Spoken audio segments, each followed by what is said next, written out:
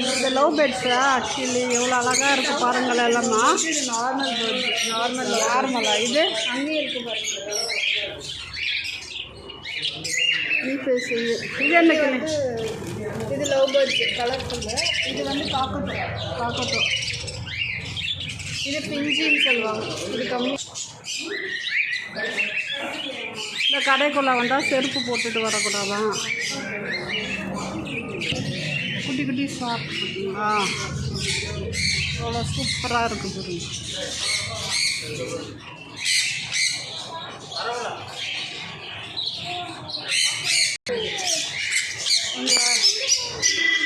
Sun conure தான். ஒரு 25 kilo வரைக்கும் வளரும். இவ்வளோ வச்சுருந்தோம்ல. மீன் கூட கலராக இருக்கு பாருங்கள். இந்த கடைக்கு வந்தால் எல்லாருக்கும்